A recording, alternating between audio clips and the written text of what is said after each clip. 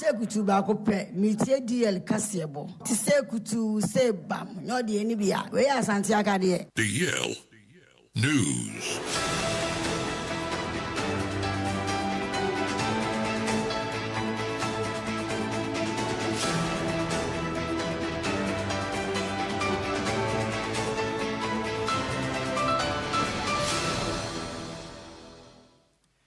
Yamamo akwaba afitu mlikande share yen awo Facebook no so a eye DLFM 106.9 and afin so YouTube no so eye DLFM 106.9 na yamfa kasebo no enchiremu emfa ensemum endrada ena chechirefo a wanom enya kwanya ewie school ewo College of Education and afin so University graduate for pina ekwakwaya ye kire ewo Jubilee House wanemu chiremu a ebinum atumi akira de abosome pore dumiensa sanso ene bi mu akira de bosome ne makoma akwankron nanso mahwe ne musa wo maketua no twintwina atwan akire din enya de awonom nsa eka na ndrata na ye brata na eye ebabosome twam ni da na toso aduasa na mo hye ye kire na se edifiri obrasport ewo kwame nkroma circle enantinanti mu akirechirefo yi etumi nante yesa ekopia Ministry of Education mekira so ya ehwe omanga na humasua so esa de bi nante yakopie mu aso ehwe omanga na sika sem so mekire Ministry of Finance ekopie mu ekire mu sem de droid de in fact ha adwenye panti omkopie omampani akache ene sentrefo edinkomo na achachefo ne kasem no mu kire mu sem wo ma ya dwuma bre wono maka sasa munim de enti ampanifo ntie wonom na ampanifo na maka kire wonom sem ene bosuma etwa mu senkomo kasa na kopem be ye 30 fo ano sempanifo ntie mu so frɛ na omanfo maketua mam de omaye ojeche na mo kan pe mo made bundu ade go masumo mantie enti ene ka hwandrata wanam ekwakoye oye kire no na lead convener ede maikuo no eye Simeon Kofinate ejemre ene nsantrefo kasa wo eye oye kire na se ne wo kire misem eho ba hia sei wanam staff idea hodo mo pere mo se beka afenso Ghana man penifoi adan eye musoso ba ko kire ade ana wo ma ya dwuma ya bosum do maketua twintwan ene mo telefone efra busua wamomfa enam se mekese busua bo mo hoka de ma kwakoto suku mu sa mfie pi esua de awia mo nkoya adwuma betua ye ka na nya bi mpodwo ya no a mo se yentua maka ndo mu cheme de adri sa ba am awon ma wonom ewu. With utmost respect, we are teachers who have been engaged by the Ghanaian Education Service for 9 to 13 months. We've been in the classrooms, we've been at the war front working. You all know how the recruitment process is. When you get the appointment, no one gives you a dime. You would have to go for loans and all that. And for 13 months, without salaries, it's not been easy. We've engaged our employers severally. We've engaged our Honorable Minister, and all they say is we need financial clearance. We've written to the Ministry of Finance, but nothing is in here. So we thought it as much to... we made a press conference, by the way, and said that if we are omitted from September salaries, we will have to hit the streets. As citizens of the country, we came out today to show our displeasure of how we've been treated. We don't want to mention it, but how we've been treated. The suffering is unbearable. Here is a petition that we are presenting to His Excellency, to whom we really believe that Excellency John Dramani Mahama will come to our aid to help us and help us get our salaries possibly this October. To whom we really believe that Excellency, as a matter of fact, we don't know how we are going to convey ourselves back home to our various houses. The monies we borrowed were sufficient for us to come here alone. We don't know how we are going to go back. And so we know everything is procedural. We know we have to get our staff IDs first. And so we are pleading as citizens of the Republic, that the presidency comes in our aid. Talk to the powers that be, DLFM, give us whatever that needs to be done, give us our staff IDs and our salaries for us to also be assisted, because we are surviving now. We are living on loans and all that. And so we are pleading on your behalf to come to our aid. And we know that this petition will get to the president's desk. And when it gets there, we believe in His Excellency that he will come to our aid. Any out end that don't know any dear church for the name, and your judge copy mu or mampeni akache. Ne day a day. Simeon, Kofi Nati. Na enwachenom, and also for no, and also Magana Humasia so. Ne day a donimium for Helena Idrisu, H. Nensa aka petition waje pa odoma koma asoye hwe o magane sika asem so atena se nhwehwemu kama omu wiepe ebesa aba na kache na eka bi amodo no matua eno ache nso empata sika wo betua de mo se o mamoden ama komade wonom achesa e wo mayim you arrears in addition. So do go back to work. We'll be compensating for the period that you are describing that no pay. We'll be compensating for that period. So God bless you and God bless us all. And we hear the leadership wants a meeting. I'm going to DLFM 106.9 for their medical school graduation. And then I come back for the teachers award. Sometime Lydia, our chief director, will reach out to me. I should be available for a meeting on Wednesday next week at 10 a.m. So your petition, continued professional development, is receiving our attention. And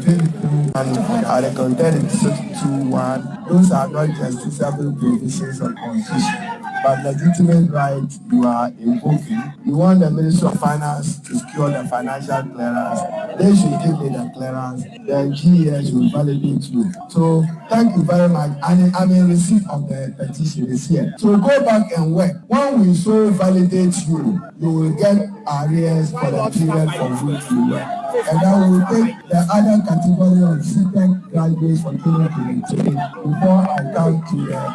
2024 group. God bless. Eni a woti ye ayo soafo no ena hwe ma Ghana homasua so ne den edonim nyamfo hello naidusu no kire mi say akyerefo no osremo ada momoden na monko adesua dan mu enkonko kire ade fi se mekese no monkrata asem no mo ha no empenifo atem sufre enche bia musikasem bibia betodin momanya sika edibi ahwe efie Yantua kasebone so na mrahye bedwani edemasu huma batu ampesuane so ewe poemantemu eye Frank Esiedu Bequeen a edin adodo na adinim no eye protozoa eden sama betuja echemu se eye omampani dada be de eche sanso na Franketuni edema pipia manyoko no won fimpimienu ne aduonu nan ni mu eye Dr. Alhaji Mahmoud Bawumia de onra na wose omutimi bomode na omutimani kogina ewon fimpimienu ene aduonu wotwe abatuo ni mu no chiema yade ampipi amanyoko ni na ohwe eye nipa na ye omugina na yade awuyi eye Dr. Bawumia si wono ma na cheso obone ho modin ye papa a eba presidential primaries no mbeye no eye ebobosome ewon fimpimienu ne aduonu nsia ni ma ewoso omutimi to aba no ede ema no na Frank Esiedu Bequeen edi tuja echemu se omaso eye Dr. Bawumia hwe no mahu se oye pa ebeboa ampipi amanyoko no esansa wo hwe eye Dr. Bawumia pa na so gina ewo eye mfimpimienu ne aduonu watwi no betimi agye akonya no e de friend isi amanyoko ne nsem to momomode anom to aba no enfema eye Dr. Mahmoud Bawumia esansa ono no eye ne campaign a woye nina no anya ade ode atemdidie na eye campaign te se na ebinom eye no ni bibia oye na ache so onyini ewo nim sanso no pasumdue ne nkabom ema eye amanyoko ni ntino momomode anom to aba ne enfema eye Dr. Mahmoud Bawumia esansa Omampani dada eye John Ejekum Kufuor sanso na nanado danko ekufuado momo akwanya bebre ansa na omoba benya akwanya na di so omampani wo man mu ntade nti na moma de eye Dr. Bawumia sa akwanya na ansa na ebe ye ono so no ebe abebu adwuma ewo eye oman Ghana mu atimi abo na pipi amanyoko ni so asumdwe ne nkabom etimi akoso Odinsemi etuja ewo bra Dr. Alhaji Mahmoud Bawumia ekọ eye kofoyidua eye poemantemu abro koshia enkane MPP Eastern Regional Executives eni omo wosu sese ano elefa abato omo babeto ede ayidi obegina se Franketuni ede amawom ewo mfimpimienu eni aduonu watwinu odinsem say ede tuja contest nyina se ope presidential hopeful aspirant or attack enkrofo His Excellency Alhaji Dr. Mahmoud Bawumia. Esane say after every primaries there is bound to be reconciliation. There is bound to be reconciliation. Now we yama candidate or no attack enkrofo baby or no betumi asore akọ the other aspirants no candidates no afrefre won say minua abato no ya to awie nti munyina momra ne nka mom ne yanko face the NDC. Aninti no candidate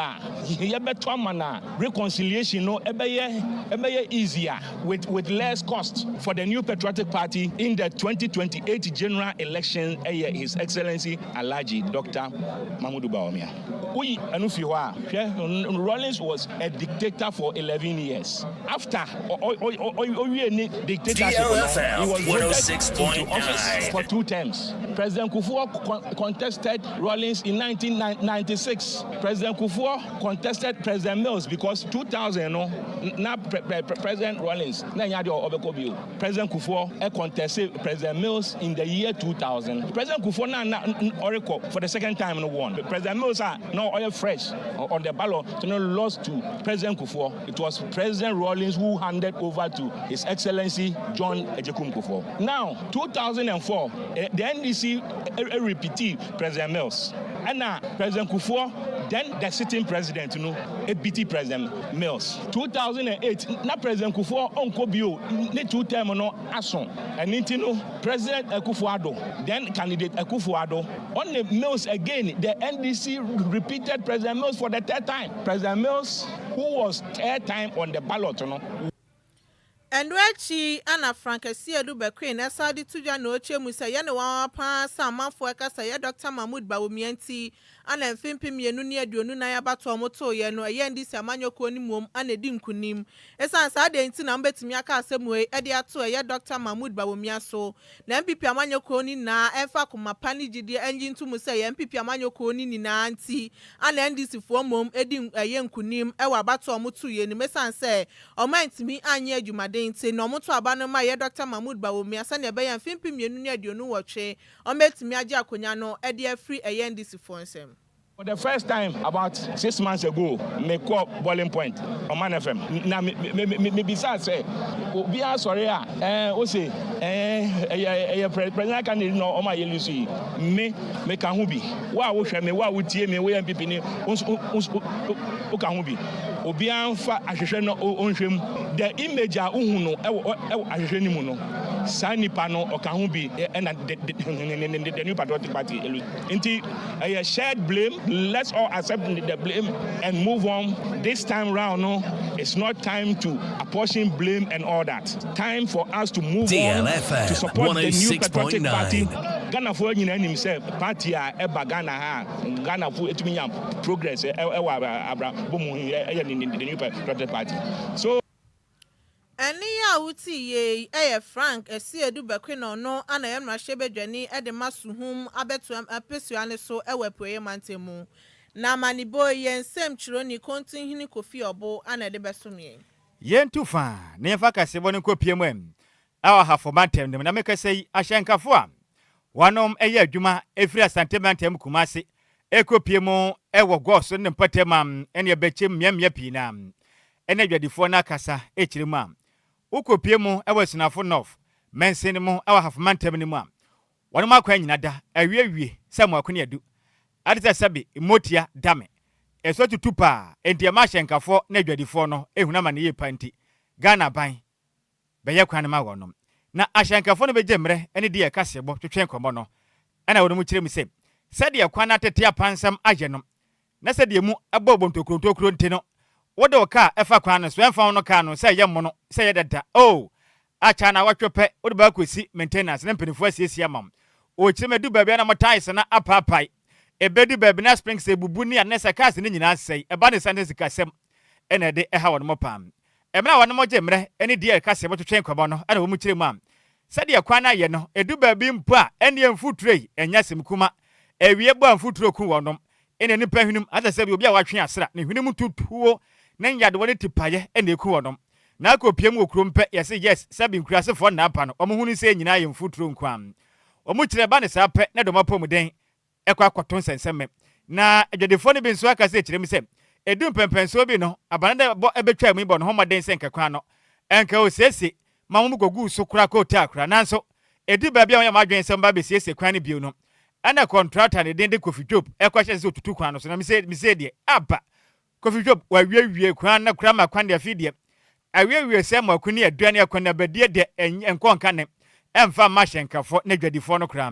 na dwadifo no bi kura kirem se wo yo oba na wonyema ye mfa kwan se fi se ofa so pe obepon eba ne se ha twen ene otika yi mu a wo sisi kai do ba pempem sa ba fie no sabe wo ka fo ampo kondom po se ja wo kwa kwan so wo ntuma vi se honam nyina ya wo ya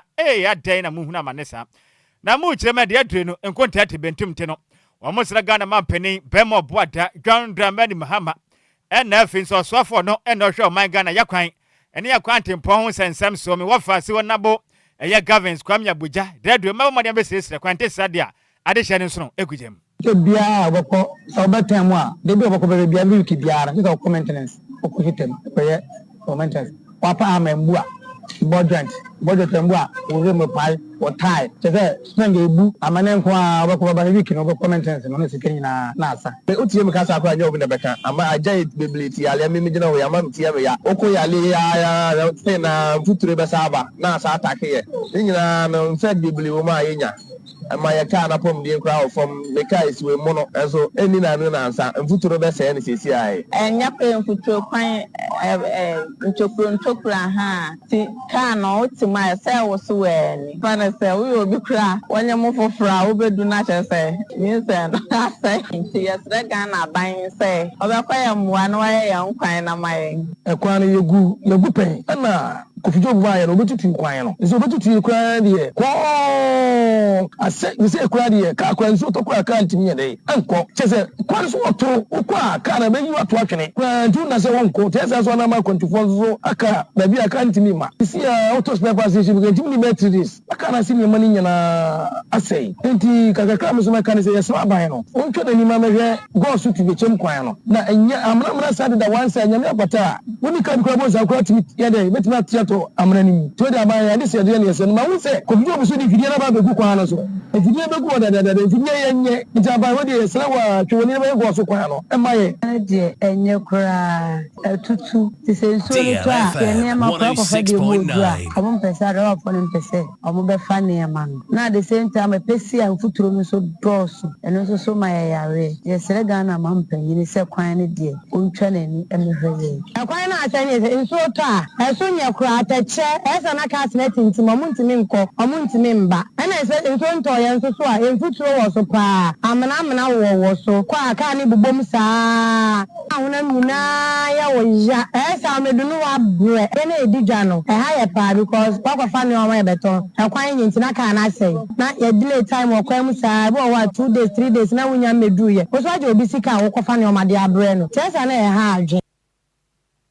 DLFM 106.9 enti eya sana na eha atwen wei eya hyenkafo na dwadifo a wanom efa goso kumase kwantempo no so ewo esinafo north mensedemo ewo hafmante na muchirem se de adre no empenimfo amu akwanbɔ ne nti wɔnom nso no egudempa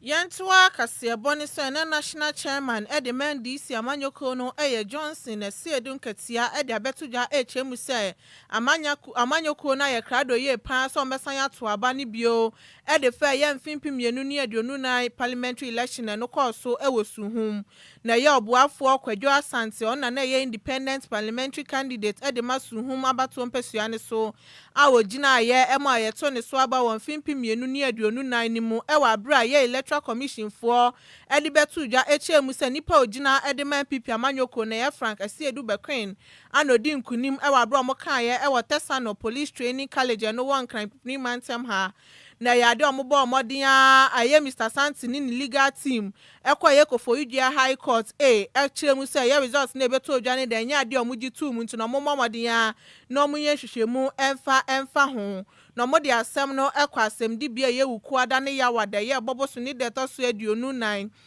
ene aduonu num ewo mfimpi mienu ni aduonu num ni mu a mo chiema ya de ombeto aso hini me boso ni de to so eyedu miensa ewo mfimpi mienu ni aduonu num se na be yom behu ni ekoso na ya de omo kasa fa legal battles no na ye Mr. Nketia di tuja na ochemu se ndi se Amanyoko ndi omo ye krado ye pa se akoba so mo nsanto aba na ombe de omdo metu ni ye pa na ochema ya de omo di court nhyehyɛ ni na echi ye hwɛ ne ekoso na akoba se court ne hye se omo nsa ento aba ni omeka bomodin agi seat no e de friend pipi Amanyoko ni nsem esan se hwɛ ne ekoso e wa akwatia ba election na chese sa pepepe ana omo pese omo nye wo eyesu hum na ye mfimpi mienu ni aduonu na ya bato ni beto oja na chese pipi Amanyoko no enya 16,855 Elisa Amanyoko no enya 15,259 votes aya obuafo Kwadwo Asante enya 14,860 and a independent candidates a Emmanuel Dede we are fe enya 159 votes omu chema e wo mu say ya de abato no hwese ne beto ho na chese e koma a MPP amanyeko na emom se koba se omo santo aba ne bi omu dia endi se amanyeko na ye krado so meto aba no magi seat no e de free MPP amanyeko ni se mesan se o hwa aba omu didi omo anima na chese ye 1500 votes per endi se amanyeko na omo ye adwumaden a ombetimi age eye seat no e de free MPP amanyeko ni se modern sem say edit tuja Suhumba leba ile kaze NDC seat na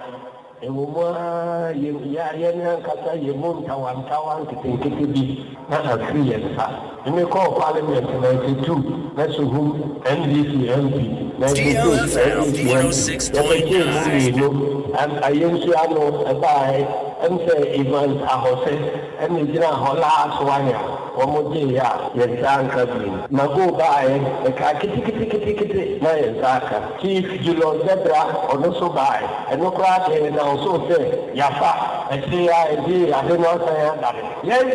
yenimse titi we enti waya kaso kai abano debia na akoka na krano nijilite emeya yani ayabetre ba emuje ababia ebetubia no yebekai no frencham so mu ekoyese akotiase no pepepe akotia yenimse ya wele endi ekokeka titie ni a eti ye lose by 2000 go ani ekoko ye wo cost ho yenkomra se ye na MP no ya me friend ye koto ababi mu moji o yesere mu NDC form kamunya infama na mtemi nya infama mo abrewa ko pamo hontoma no bia hu babia no kure no da ye tati mu ko ni fo kure bi se o bia ye no do so ye nya ye nda mi da bi so bi ye ko ni na o DLFM 106.9 na the hontoma empa ye ko ye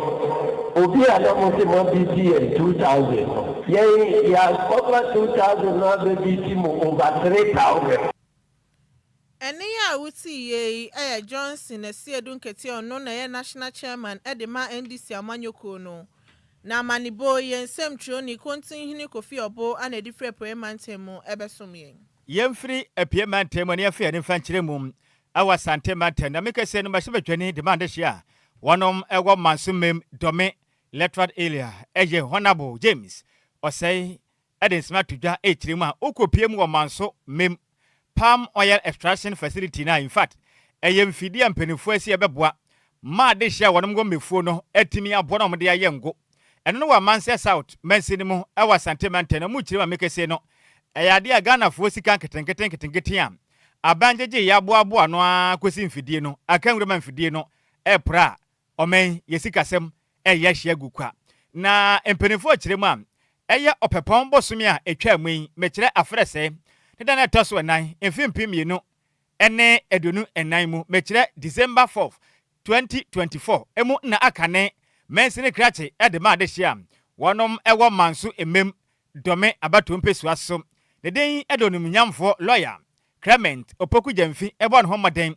ena na matrengundwa omamka biewom ena afrenso eye manso dome abatompesu aso assembly ni kabomu ebo moden ekosi mfidie ebia no kama sane akuafu mu nsomenye sebe ya mwambo moden eyakua adwuma titunu ma muduadua mefuo no mobetuma ye mfidie ede ngo magana de hye nso enyangu kwakọ etimidi agu ye na pesi esuom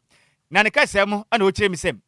enkafidie betumi abua pa ma enyuma pii na beba mpotem ho no ma anka kra no tu betwa galamsempo obimpo kọ no na wakoye bemene akofo hawde abroman nanso o kire me kase ni fide na kanwura mebu no wonom enya adwumanye ewo mansumem enne potemum na wo kire ma ye kase de ehu pass o man Ghana ye betiti esika aboapo no ne yetimi ede kwesi mfidie ewo manso mem edome potem ho no na mfide na kanwurom na man nyenya so mfa so kra o kire ma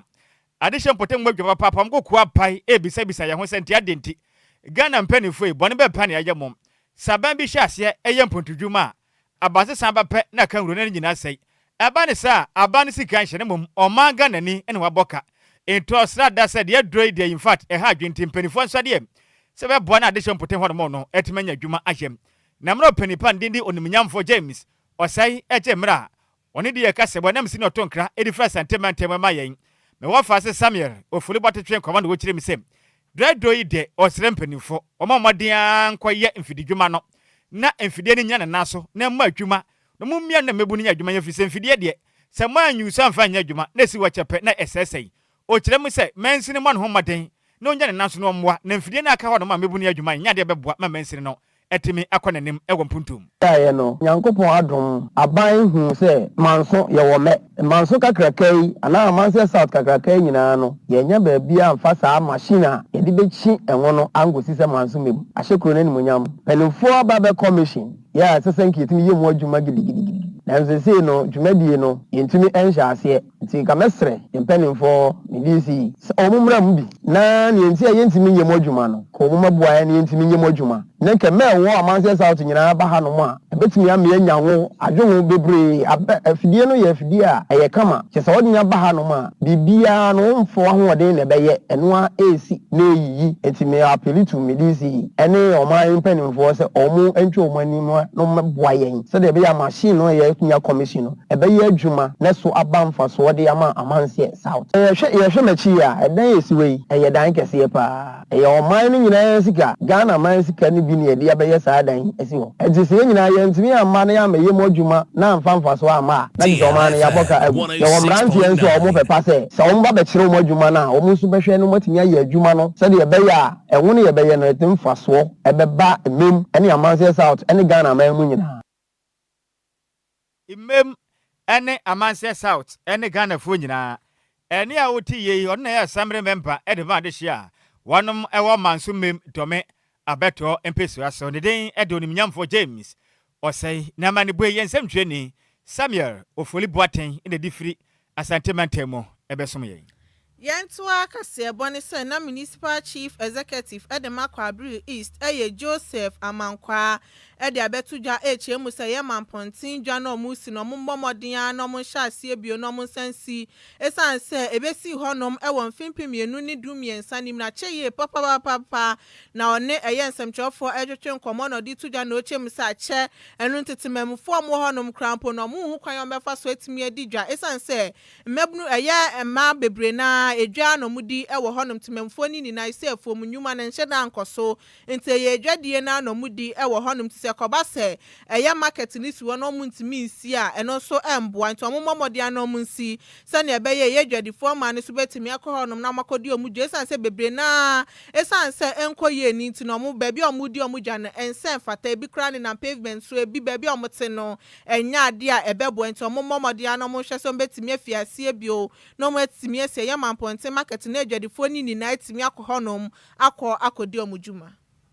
community. And so you see that formerly it was farming, and now farms are nowhere. There's no land. You come here, you see houses are springing over everywhere. And so it means that getting a place or land to farm is something. So all the people that we see here are in trade. And so if it is trading, then it has to be market. And so the people are now yearning to see this edified scene come to green light. But as I speak with you, we don't have any proper market in Kwabri East here. So economically, today as I speak with you, when you go to the assembly and find out the internally generated fund that we have here, if I mention to you, it will shock you. All the sense is that we don't have a proper place to market. And so those who are sitting under the pylons here, that will take them there. If you go there and pick money for, they will tell you, where is the market? You are not getting the proper market to proper market. So why do we have to actually pay market tolls and stuff? And so if this one is constructed or completed, economically, it's going to help a lot. Yeah, it's just clear.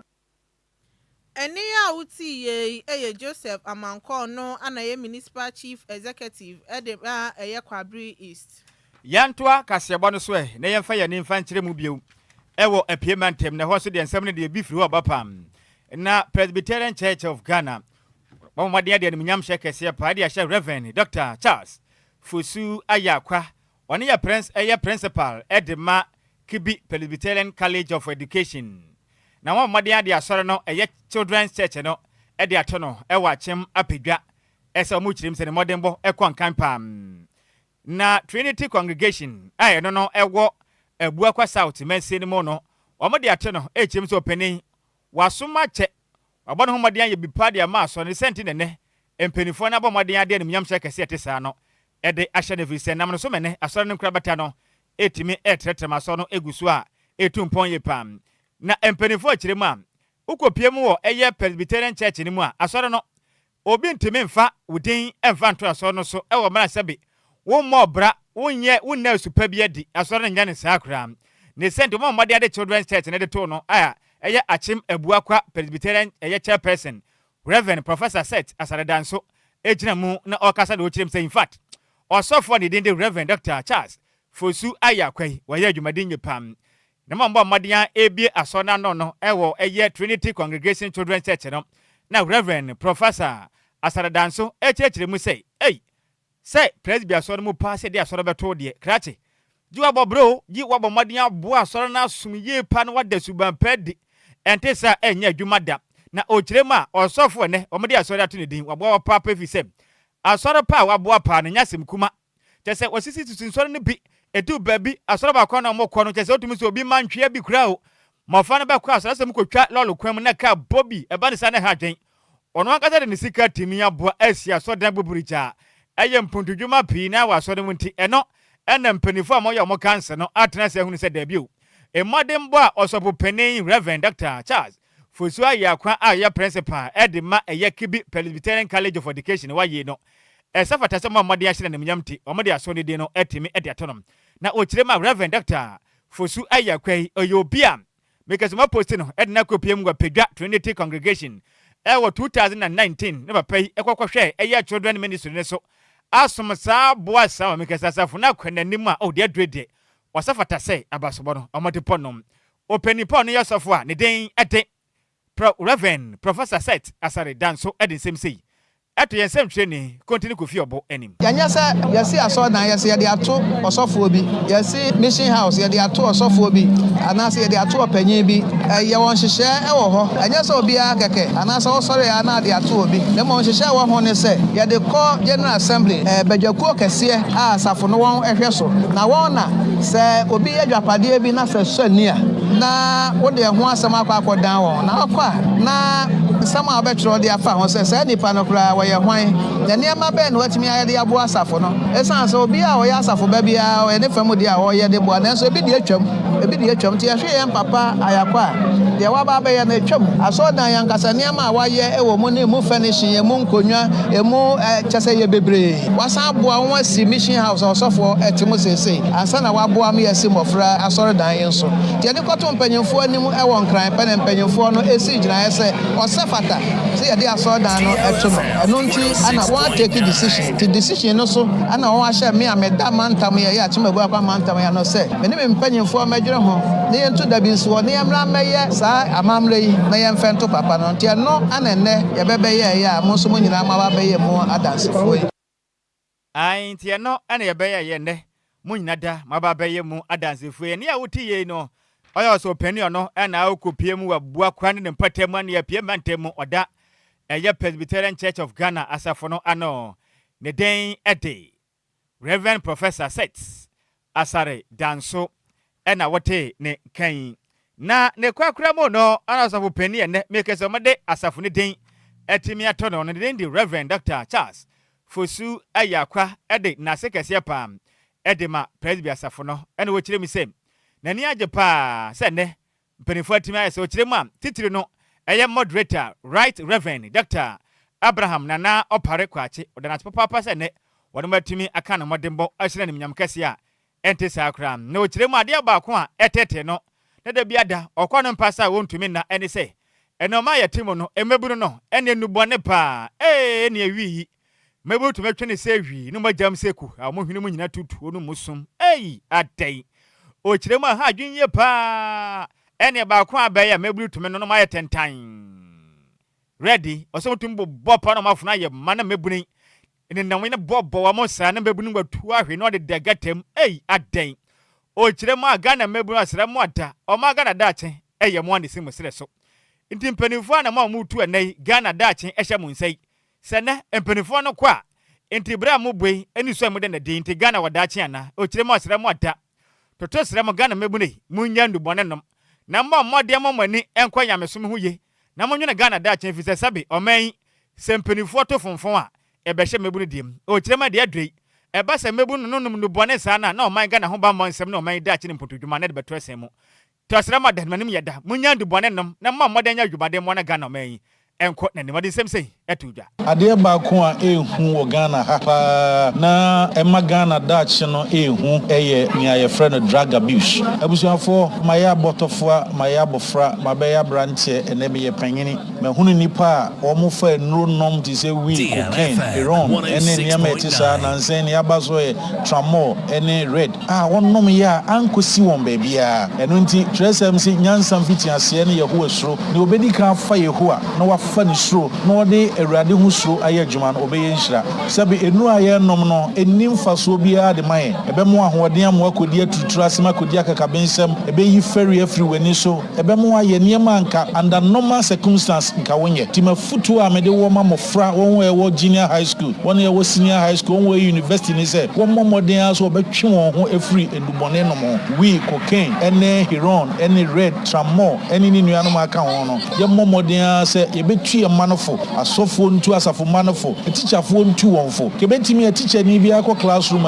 use the first 5 minutes of your teaching period never too mofra for about causes and effects of some of these hard drugs ebasa areho sebno say Ghana is leading in smoking of weed in terms of Africa and the whole world will come third or fourth. It is so dangerous and alarming say aban penimfo ne asofo ne abusuafo amfaye ho animu a onyankopon ahira Ghana with human resource nanso debi no enkosiye wanhwe ana emrante ne mabawa yehu omo no mantimi abedasu bampa bi adi amane penimfo abre enyade ato ho no o mantimi anto aso nti esre pa say mabunu no ntwe won ho firi no bone nom ho na omobrapa na obrapa eje oru akwan onyame nhira obabunu bi a otemene na ana wo hweme na obeye futuo se obejai wi nom ajai cocaine nom ajai tramol eni nru etisa na nom na wabobrapa na ebehye na ni onyam daachi DLFM 106.9 na ebehye no eni onyam daachi ne otiye no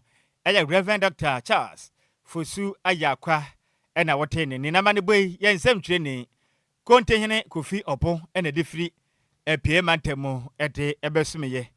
awreho ampa so manga na bebunu bibimam ha se nyina Africa Ghana ne dika wonu bone no mu wi ase nyina so yegusu kwaya ne mpa anu bone ne de in fact ya passe ede obitum bobo bisa na bobo no sika sa otiase bobo no otiase bobo no de ne yema bobo no utumi se okwa ohunu kwan se ote pragia ne mu abon se fi wo afom kwan ofa ha no wafa ha ese bobo no edro ndan yem ha edro ne bobo no na ni so ayetum hu ba bi onfa de tirim fa kra na ye bompa ese kofi mini kofi ba ye hu adwo e be de mabunu be ba ha ne ye bibisa wo mo de ntira endoro mu ntumi nya anom ehu pa o Ghana de se ahwe ni yam putuduma de aka akra tu betwa because na mabunu na mo num nubone sa ne de da ba na tu betwa he de o yankin ka Ghana fa dwen se ne yen so so na me ka se me wa fa se Sweet Elizabeth, in fact, you're so sweet, pa. Sweet nature, saying, Sika sweet, saying, Adiede. Hey, sir. To me, I say, Elizabeth, where are they? One do my semo. Say, a needing Anna. A needing. You, Mate. And the sweet Elizabeth, the abano, I say, my handsome Uncle Sam B. And if he pretty Sikapa, I can't think far. The news is too tasty, pa. Sweet. Was it Sweet Betty and the different Lebanon zone 4 and Odiaba. Nanaba Donald Frank and I was say the news is tasty like anoman bird meat. Or the assassin, Yamin Senior.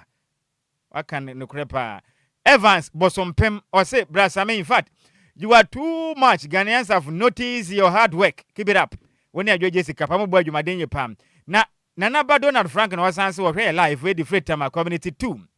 DLFM or say in fact. Mobwakra the whole Ghana mana moteso undisputed pa pega chirem say ye kwa Sweden say memwe de no hunu so mate o di French masafo na dollar ya Adjoa Agyei and was say DR news oja gwom ohwe live a different Christian village achimwota sounds na me wa fasi kuma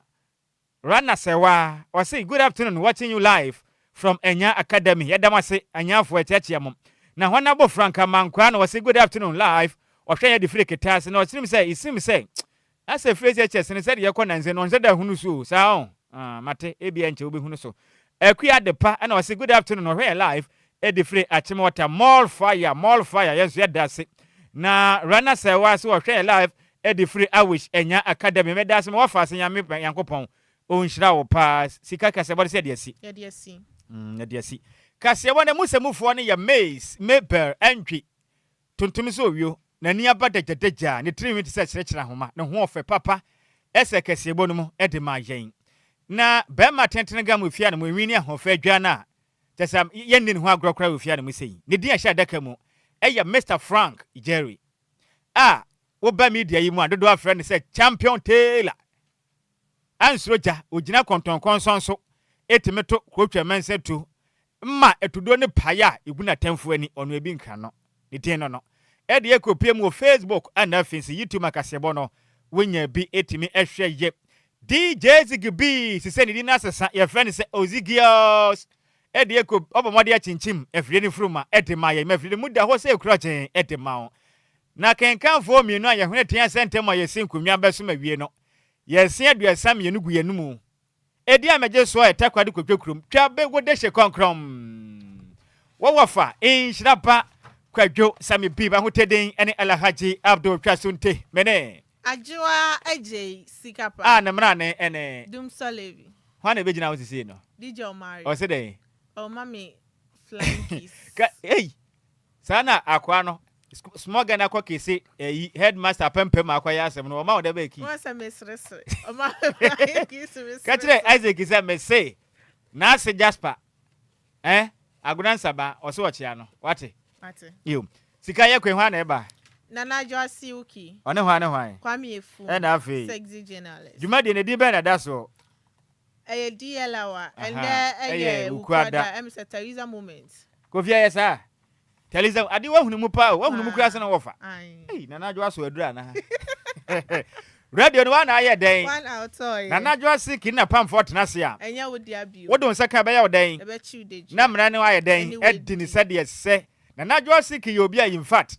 ono no ho ofe oso wa na se otumi hure opete na wa woso na ba bia wu ama no opefans pa sanamra ne ma yenko Achre muhima fifi muhima enkacha hima radio mu ya santo Michael Jackson papa no yema mu nyina mo ene tia adehye Give us P capsules. Give it to me, baby. Give us core capsules as well. And man, me nyina koko yade. Sisi yade amama nya yam timotete wo mo no. Yedro no no. Manumbi amama de me ho.